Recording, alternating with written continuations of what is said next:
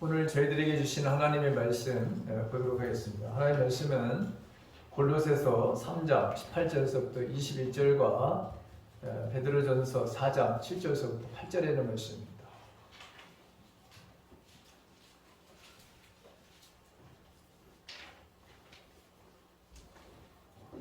골로새서 4장 3장 18절에서부터 21절 다 같이 함께 하나님의 말씀을 봉독합니다. 다 같이 시작. 아내들아 남편에게 복종하라. 이는 주 안에서 마땅하니라. 남편들아 아내를 사랑하며 괴롭게 하지 말라. 자녀들아 모든 일에 부모에게 순종하라. 이는 주 안에서 기쁘게 하는 것이니라. 아비들아 너희 자녀를 괴롭게 하지 말지니 낙심할까 함이라. 아멘. 베드로전서 4장 7절과 8절에 있는 말씀입니다. 역시 함께 같이 봉독합니다.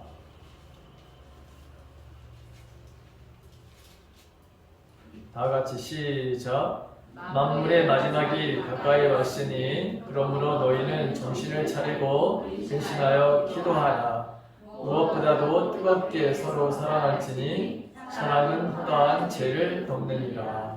아멘. 아주 금실이 좋은 부부와 노부부가 살고 있었습니다. 그런데 밭에 일하러 나간다는 이 할아버지는 등 뒤에는 지게 대신에 할머니가 엎혀져 있었습니다. 이 할머니는 사실 앞을 볼 수가 없는 분이었습니다. 그래서 이 할아버지는 할머니를 등에 업고 밭에 나가서 일을 이렇게 하셨습니다. 근데 할머니가 눈이 안 보이니까 앉아 있어서 이렇게 하시는 일이 제한되어 있잖아요. 할아버지는 이 할머니가 무료함을 느낄까봐 일을 하시면서도 노래를 불러 주시면서 할머니하고 함께 같이 내가 있다고 하는 것을 이렇게 알려주시는 아주 그런 자상한 그런 할아버지셨습니다. 그런데 이렇게 금술이 좋은 이 부부에게 어느 날 문제가 생기기 시작했습니다. 할아버지가 이제 곧불이 심해가지고 들린 읍내병원에서 큰 병원에 가보시라. 그렇게 그 의사 선생님이 말씀을 듣게 됩니다. 그래서 이 할아버지가 진찰을 받게 됩니다. 할아버지는 자신이 암에 걸렸다는 것을 이제 큰 병원에서 알게 됩니다. 할머니에게 말하지 않은 채 평소에 다를 바 없이 할머니를 언제나 산과 들로 업고 다니시면서 그 행복한 시간을 보내고 있었습니다. 근데 날이 갈수록 이제 이 할머니를 얻기에도 이제 점점 힘들어지는 거예요. 그 암세포 때문에. 실체를 밀기도 힘들어지는 거예요. 힘에 붙여가는 시간을 들키지 않으려고 이 할아버지가 안간 힘을 쓰고 있었습니다. 어느 날 이 할아버지가 읍내에 갔다가 오시면서 할머니에게 인자 됐다고 하면서 너무나도 기뻐하면서 할머니에게 이런 말을 하는 것이었어요. 읍내 갔다 오더니 몇 말이래요. 그런데 그동안 당신 너무나도 쓰고 많았고 고생이 많았어 하면서 할아버지가 이 할머니에게 읍내에 갔다 오면서 이런 말을 하는 거예요. 이 할머니에게 이 망막 기증을 해준다는 사람이 나섰다면서 이 할아버지가 마당을 그냥 그 연세 드신 분이 뛰어다니면서 좋아하시면서 그냥 그 할머니에게 세상에 이런 일이 발생했다, 이런 일이 생겼다고 하면서 자 할머니는 수술대에 누워 있게 됩니다. 이제 수술 잘 될 거니까 걱정 말아요. 그래요. 이제 나란히 손잡고 같이 걸어갑시다. 이 다음에 저 승에서 만나면 꼭 그렇게 하자는 그 말은 할아버지가 할 수가 없었어요. 할아버지가 떠나시면서 남기고 간 선물로 사실은 할머니가 눈을 뜨게 된 거예요. 눈을 뜨자마자 여러분 세상이 얼마나 아름다워요. 그리고 눈을 뜨자마자 이제 할아버지를 찾게 되는 거죠. 인자 이제 그 눈으로 50평생 못 본 세상 실컷 보고 천천히 오구려. 세상 구경 끝나고 나 있는 곳으로 올 때 포근한 당신 등으로 날 업어 떨어져 있던 시간만큼 못다한 이야기나 해주구려. 비록 멀어졌지만 우리 함께 세상을 보고 있는 거라고. 이렇게 편지를 바로 쓰신 거예요, 할아버지. 그 편지를 읽고 난 할머니는 할아버지가 잠들어 있는 하늘가를 향해서 소리를 지르십니다. 당신 등 뒤에서 세상을 바라볼 때가 나는 더 행복했다. 여러분, 이 이야기를 들으면서 여기 앉아 계신 어르신들뿐만 아니라 우리들도 마찬가지로 우리 자녀들에게 보여줘야 될, 또 우리가 이 땅에 살면서 당연히 부부가 이렇게 서로 사랑하는 마음으로 살아가야 된다고 하는 이 사실을 우리는 꼭 기억할 뿐만 아니라 행해야 되는 것이고, 그 모습을 여러분들 자녀들에게 반드시 보여줘야 되는 말씀이죠. 그런 예죠. 대부분의 가정은 역기능적인 모습을 가지고 있습니다. 저 또한 그랬거든. 우리 가정 또한. 정상적인 가정이 아닌 곳에서 태어나고 양육을 받은 우리들. 그래도 여러분 이렇게 살아가는 게 기적이다 생각이 들 때가 참 많아요. 이런 기적이었죠. 정말 기적이었습니다.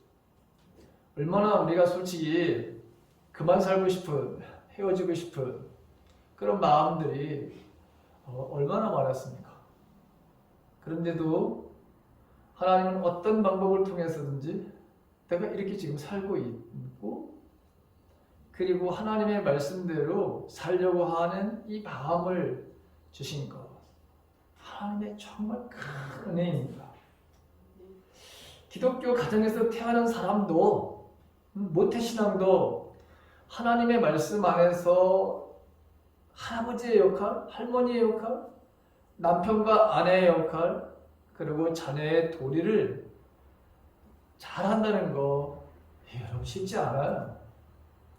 오늘날 대한민국에 여러분 이 기독교 가정들이 정상적인 가정들이 얼마나 될까요? 여러분들 한번 가정을 한번 보십시오. 내가 주님을 믿어. 하나님의 형상대로 지음을 받은 내가 우리 가정을 지금 어떻게 이끌어가고 있는가를 보면 답은 그냥 나오는 거예요. 감사한 것은 우리가 조금씩 변화되고 있다고 하는 사실이죠. 말씀에 순종하는 것들이 점점 더 늘어가고 있다고 하는 사실이죠. 그것은 내가 누구인지를 점점 더 확실하게 인식하고 적용하는 삶을 살고 있기 때문에 그렇습니다. 내가 누구인지를 바로 아는 거예요. 우리는 하나님의 형상대로 지음받은 사람이라고 했습니다. 하나님의 성품대로 지음받은 사람. 하나님은 사랑의 하나님. 성품 중에 하나님은 사랑의 하나님. 그 하나님이 나에게 똑같이 그 사랑의 마음을 원래 주신 거예요. 주님과 우리는, 주님은 그러죠. 너와 나는 하나야. 하나님도 마찬가지로 너와 나는 분리될 수 없는 거야. 똑같아.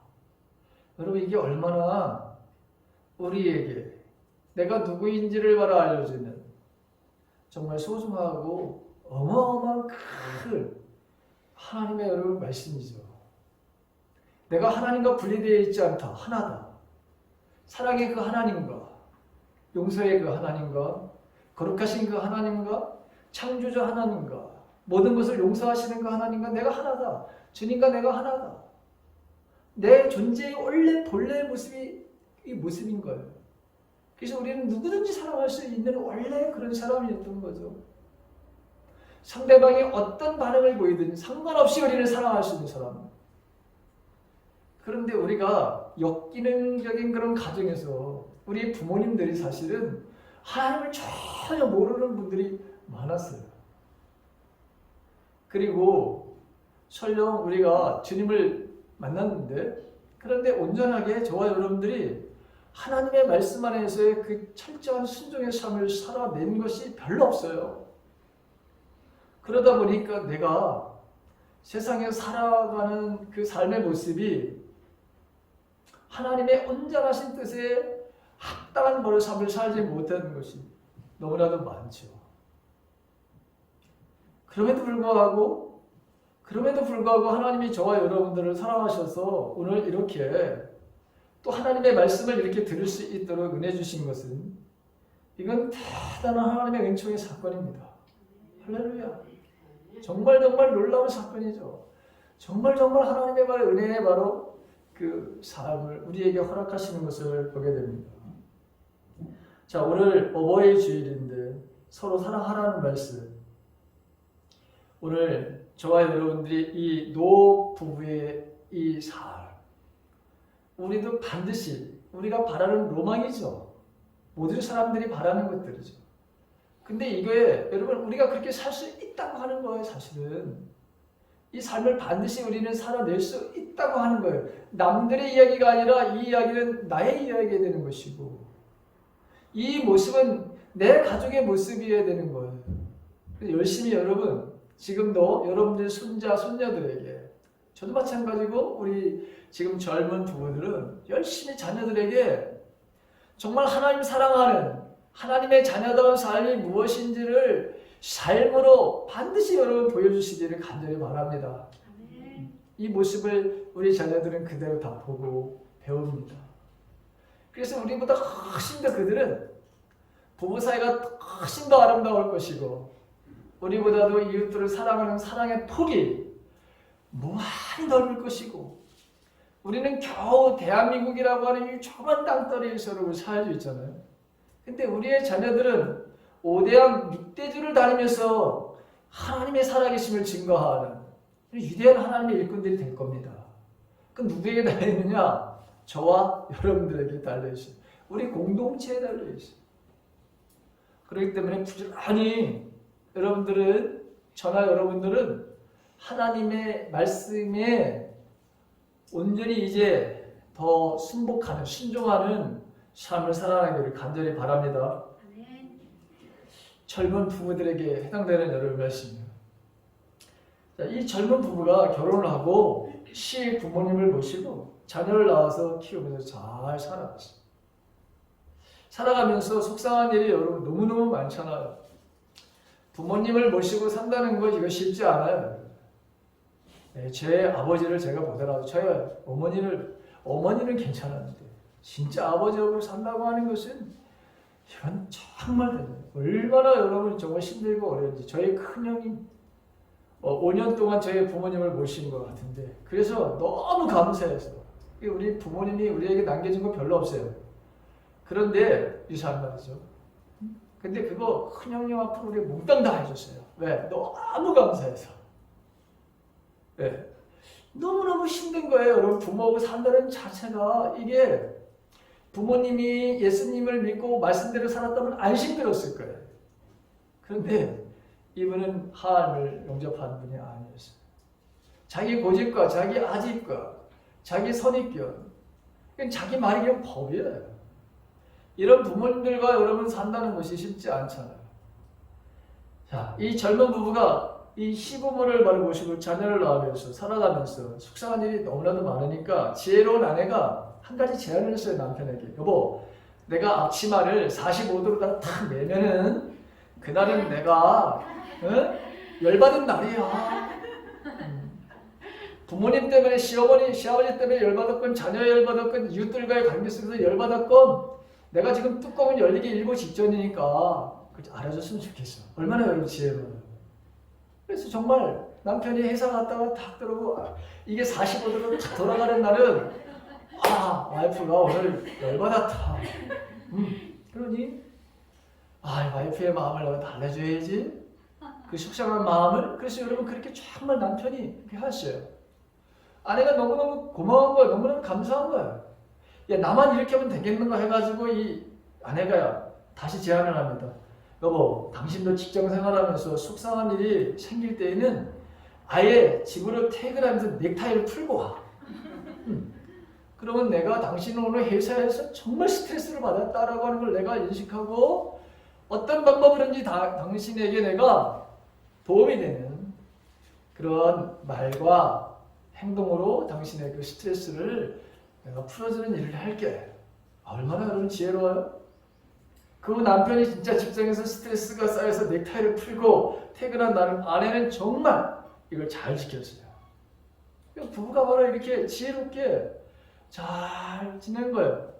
근데 문제가 생겼어요. 어느 날 회사에서 남편이 정말 뚜껑이 열리는 일이 생겼어요. 그 넥타이를 풀고 탁 집에 왔어요. 집에 오면서 이제 아내에게 나는 위로를 받을 건데, 아이고 딱 보는 순간 아내가 45도로 나가요. 마치마를 들려냈어요. 야, 이거 집에서 큰일 났구나. 여러분 이럴 때 어떻게 해야 될까요? 우리말로 긍휼이라고 하는 말은 영어로 컴패션이라고 하는 말이거든요. 그런데 영어로 패션이라고 하는 것은 열정이라는 뜻이죠. 열정.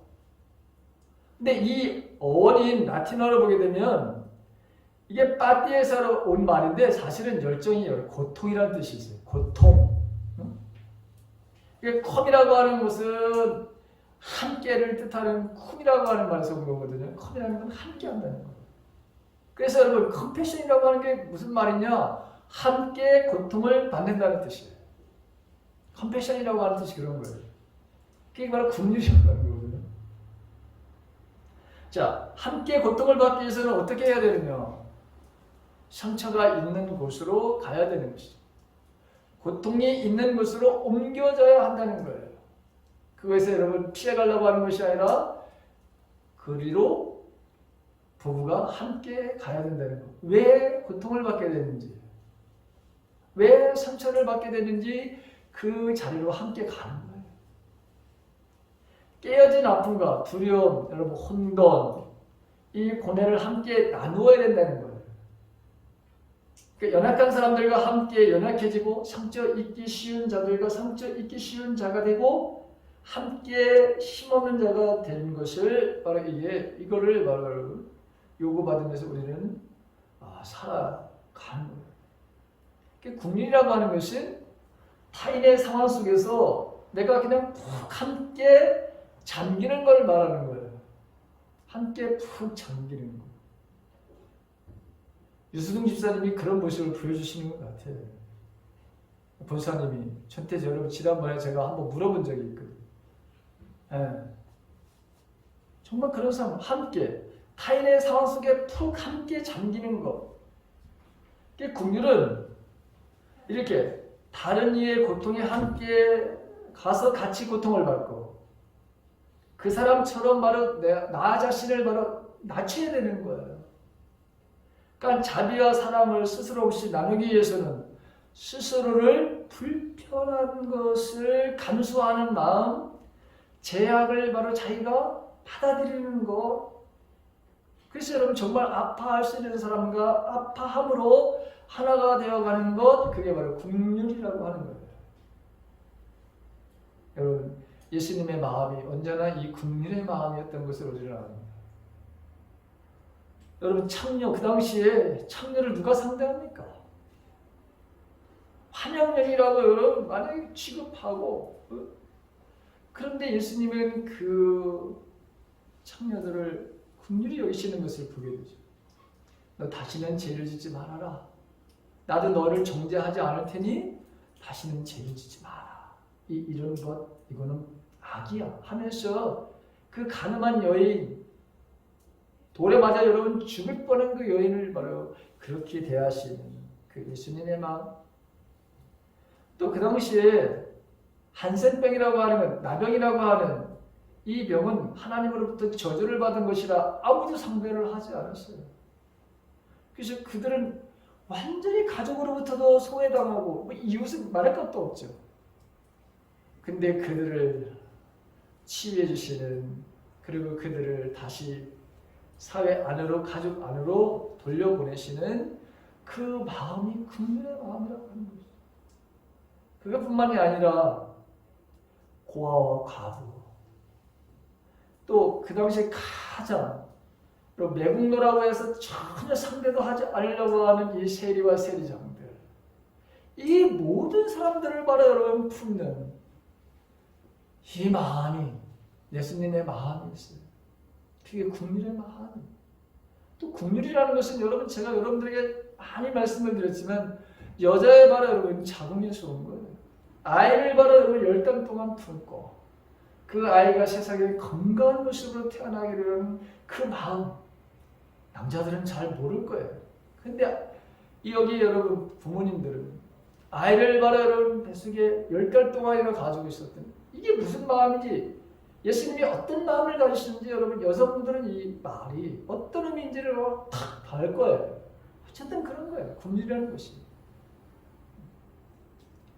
여러분 이 국률의 마음, 이 마음을 우리가 간직해야 돼요. 네, 예수님의 마음이 너가 나와 분리되어 있지 않아. 너는 나와 같아. 너는 나와 하나님의 자녀야. 하나님의 아들이야. 예수님도 하나님의 아들이고 우리도 하나님의 아들, 딸들이에요. 그래서 분리가 되어 있지 않아요. 우리는 하나예요. 고린도전서 7장 17절에 이런 말씀이 있습니다. 아내된 자여, 네가 남편을 구원할지 어찌 알 수 있으며, 남편된 자여, 내가 내 아내를 구원할지 어찌 알 수 있으리요. 이게 무슨 말이냐? 서로 이제 살기 싫다고 서로 헤어지자고, 이제 갈라지자고 하는 바로 그런 사람들이 이 말씀을 한번 새겨봐야 되는, 사도 바울이 그런 의미에서 바로 여러분 말씀을 이걸 쓴 겁니다. 여러분 솔직히 저와 여러분들이 여기까지 오면서 남편과 아내 수십 번, 아니 수백 번, 수천 번도 더 헤어지고 싶은 마음이 있었죠. 그렇지 않은 분들도 계시지만 저는 솔직히 그랬어요. 여러분 저는 솔직히 그랬어요. 내가 여러분 잘해서가 아니라 저 사람을 위해서 내가, 아니면 여러분 너무 나도 짜증이 나왔었어. 나도 내가 사실 잘 몰랐던 거죠. 우리는 여러분 그 잘못이 말이죠, 항상 다른 사람에게 있다고 생각을 하는 거예요. 우리가 공부를 해봤지만, 제자 훈련에서 공부를 해봤, 아무리 세상에 여러분 부부는 말이죠, 부부는 자기가 아무리 하나님 앞에 정직하게 아무리 여러분 훌륭하게 살아도 자기에게 40%는 잘못이 있는 거예요. 그건 대단한 사람들이에요. 사실 부부 사이에서 40% 자기에게 문제가 여러분 있다고 이걸 바로 인정하는 사람은 이건 선각자예요. 사실은 깨어있는 사람이에요. 석가모니와 같은 사람이야.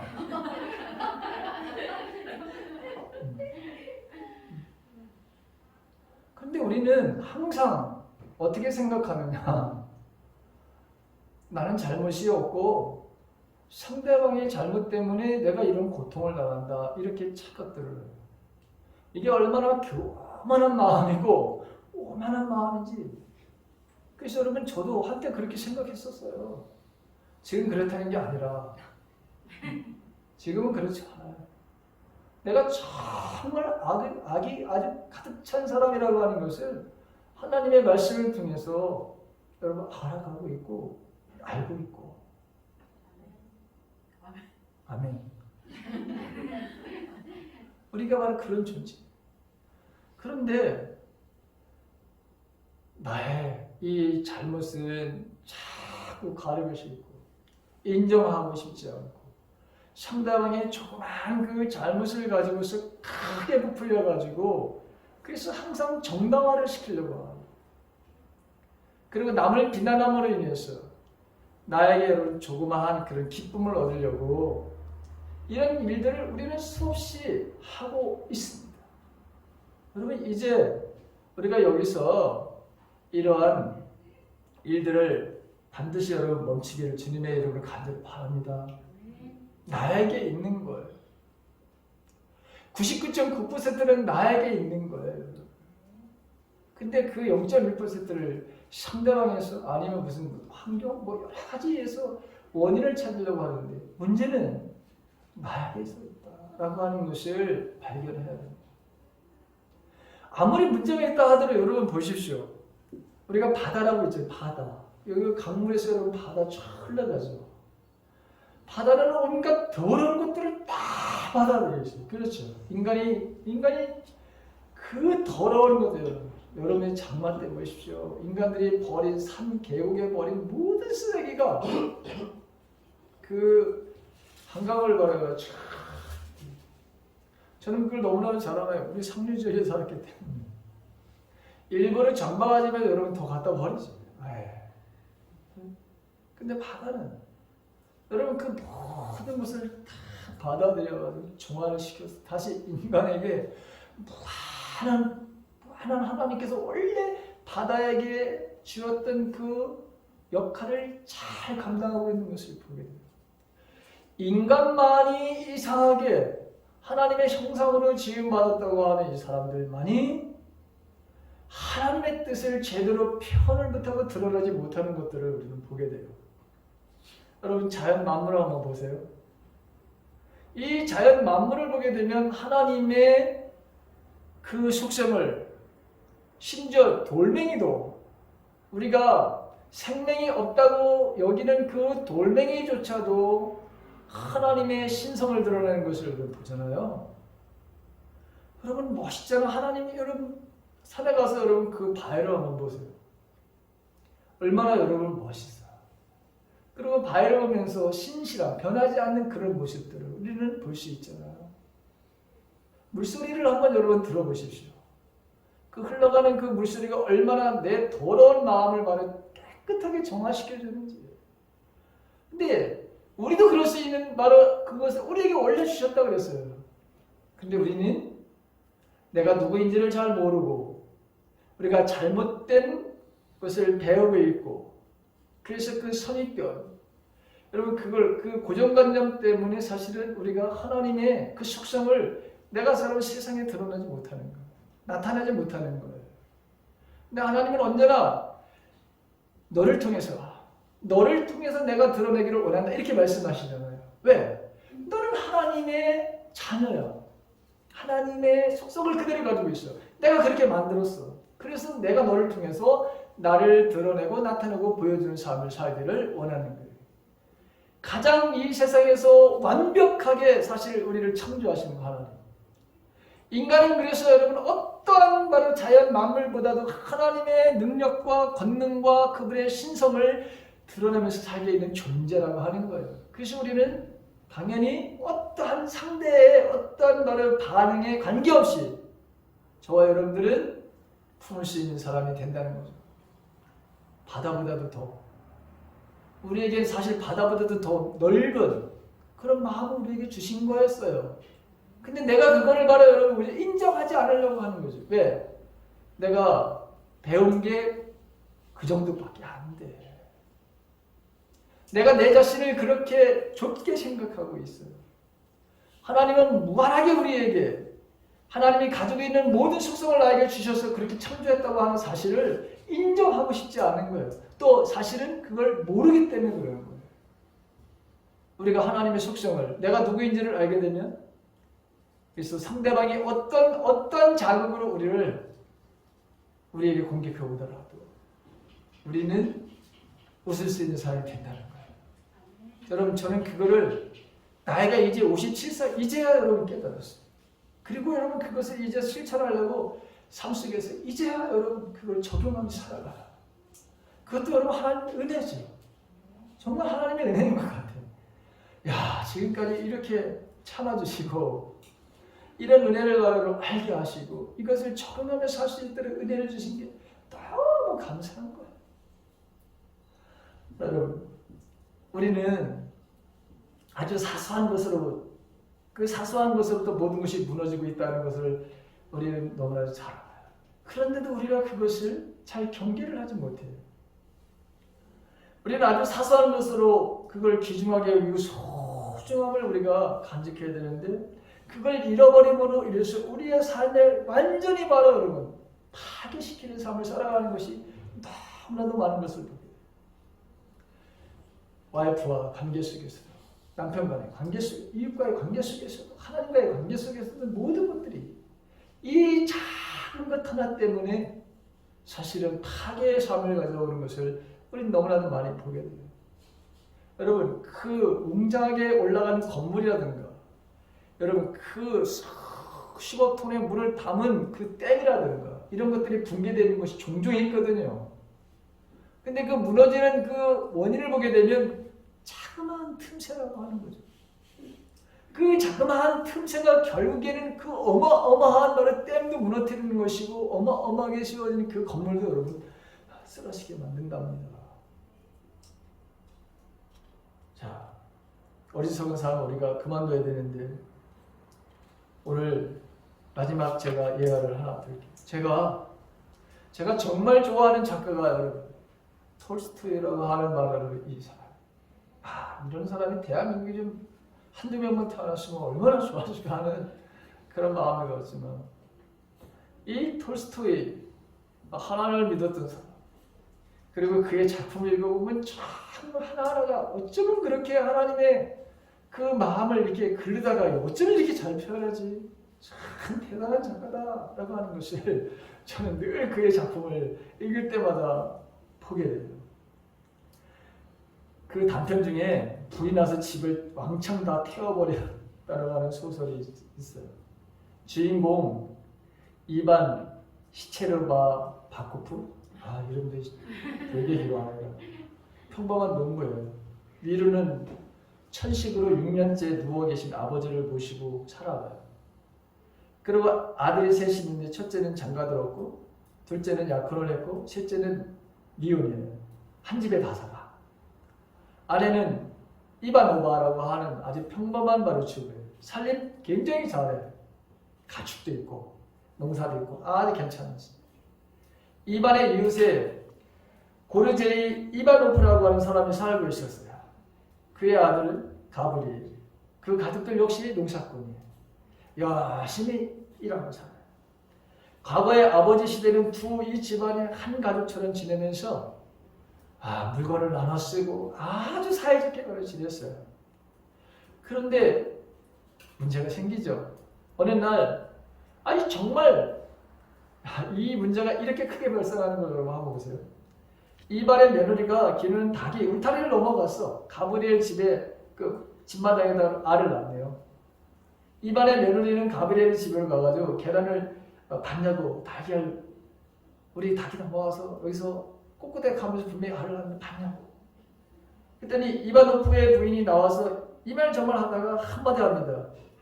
우린 달걀을 모으려고 남의 바닥에 들어가진 않아. 딱 그런 거야. 지금 달걀을 닭이 들어가서 낳는 걸 분명히 봤는데 이 말 때문에 이제 말다툼이 시작됐어요.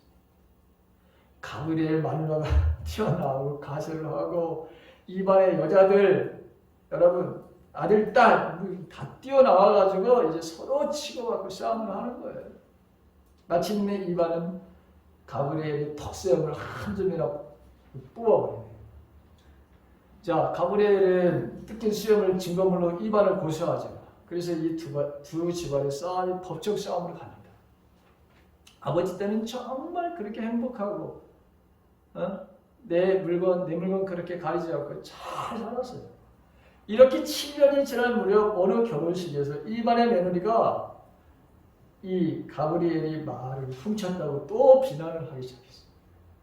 화가 난 이 가브리엘은 이반의 며느리를 걷어차요. 이반은 이 일로 가브리엘을 고발해. 그래서 태형 20대를 맞아요. 분을 참지 못한 이 가브리엘은 이반의 집에 불을 지르겠다고 바로 위협을 해요. 그때 이반의 아버지가 엄중하게 타올립니다. 싸움은 쌍방의 책임이다. 너에게도 책임이 있다. 내가 먼저 주님의 사랑으로 용서를 빌고 화해하라. 이렇게 아버지가 간곡하게 부탁을 합니다. 그러나 이 가브리엘은 충고를 듣지 않고 이발의 집에 불을 바로 질러버려요. 숨어서 망을 보고 있던 이발은 불을 끄지 않고 불지른 가브리엘을 쫓아가다가 집이 불에 타버려요. 그 바람에 이발의 집뿐만 아니라 불을 지른 가브리엘의 집과 마을의 바로 절반이 바로 여러분 이 지금 불에 휩싸이게 되죠. 이발의 아버지는 화상을 입고 죽어가면서 이발에게 유언을 남깁니다. 이 모든 것이 누구의 죄냐? 하나님의 면전에서 대답해 봐라. 이제 내게 남은 것이 도대체 무엇이냐? 지금 내가 마지막으로 할 수 있는 일이 무엇이냐? 오직 한 가지 일이 남았다. 가브리엘이 방화범이라는 사실을 덮어줘라. 그리고 전처럼 화해하고 사이좋게 지내기를 바란다. 그러면 하나님께서 함께 하셔서 전과 같이 너희들이 잘 살게 될 것이다. 이반은 크게 누이치고 아버지의 말씀대로 이때야 이제 순종을 합니다. 가브리엘을 용서하고 덮어줍니다. 이 가브리엘도 바로 태도가 바뀌기 시작합니다. 집을 다시 짓는 거예요. 서로 돕고 서로 조심하면서 관계를 바로 회복해가서 결국 여러분 그 계란 하나 그 계란 하나로 시작해서 7년 동안 싸우고 농사 일도 접어두고 법원에 왔다 갔다 여러분 그 재산 변호사 비용 나누고 재산을 날리고 집과 재산을 불에 다 태워버린 후에 그들이 아무것도 남지 않는 그 상태에서 돌아오게 되었다라고 하는 소설이 그렇게 끝나요. 이 이야기는 어떤 이야기를 하려고 하느냐 두 가지예요. 싸움은 아주 사소한 것부터 되는 것이다. 정말 우리가 이거 가지고 싸움거리가 될까? 어떨 때 우리 자녀들이 그래요. 우리를 보면서 아유 아빠 그게 정말 싸움거리가 될 걸 가지고 하신 거예요. 좀 무섭지 그 얘기를 듣는 순간. 여러분들은 안 그런 척 하는데 안 그래요. 그 애들한테 참 부끄러울 때가 있어요. 그래서 여러분 배우는 거예요. 하나님의 음성으로 배우는 거예요. 자녀를 통해서 하나님 말씀하십니다. 싸움의 결과는 여러분 관계가 깨어지는 것이죠. 싸우겠다고 하는 것은 너와 나가 이제는 분리되겠다고 하는 그런 마음이죠. 이거는 바로 하나님과 내가 바로 분리되겠다고 하는 마음과 똑같은 거예요. 예수님과 내가 싸움은 내가 지금 부부하고 하고 있다거나 아니면 다른 사람과 싸우고 있지만 그것은 결국에는 뭐냐? 내가 하나님과 분리되겠다. 예수님과 분리되겠다. 하나님은 우리를 하나라고 했는데 나는 지금 그 싸움의 동작을 통해서 하나님과 나는 분리된. 그러면 우리는 어떻게 되느냐? 우리 마음대로 이제 하나님이 우리들에게 주신 그 성품, 그 형상은 여러분 온데간데 없어지고 마는 거예요. 그래서 분리의 삶을 살아가요. 그러다 보면 결국에는 갈라지고 그래서 싸움을 이렇게 되돌아보게 되면 정말 아무것도 아닌 거 가지고 우리가 이런 짓거리를 했네. 그래서 이 말씀을 통해서 여러분 그걸 얘기하려는 것이고 두 번째는 뭐냐? 이 싸움을 이기는 것이 있다. 다툼을 이기는 것이 있다. 분쟁을 이기는 것은 오직 뭐냐? 용서와 사랑이다라고 하는 이야기를 하려고 하는 거예요. 우리는 원래부터 하나님께서 우리에게 용서와 사랑의 바로 여러분 삶을 사는 걸 주셨다고. 내가 지난 시간에도 여러분 말씀을 우리가 나눴잖아요. 인간이 하는 일은 뭐냐? 인간은 서로가 연약하고 나약했기 때문에 죄를 지을 수 있다. 서로 간에. 그런데 그 인간이 해야 될 이 땅에서 할 일은 뭐냐? 오직 해야 될 일은 딱 한 가지가 있다. 그게 바로 용서다. 그런데 우리는 서두에도 말씀드린 것 같이 나는 문제가 없고 항상 다른 사람에게 문제가 있다고 이런 악한 마음을 가지고 있어요. 여러분 악인에게도 내가 가지고 있지 않은 마음이 있다는 걸 아십니까?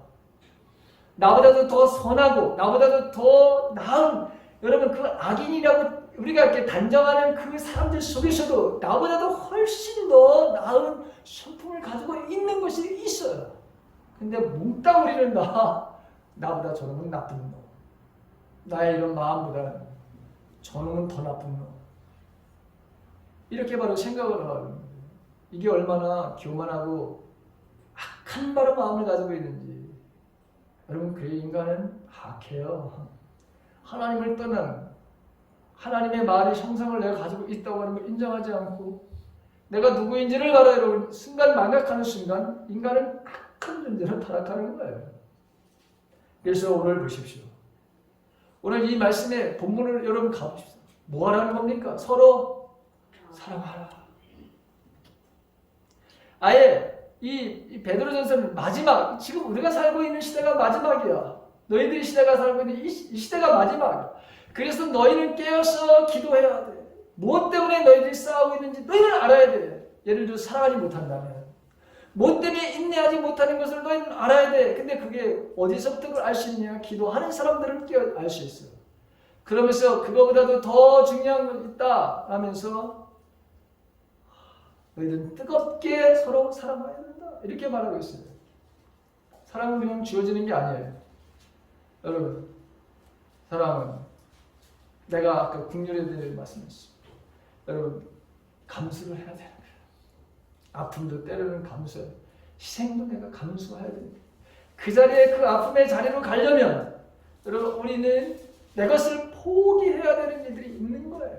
그게 바로 하나님의 주님의 마음이에요. 그래서 예수님도 이 땅에 오신 거예요. 하늘의 영광을 버리고 이 땅에 오시잖아요.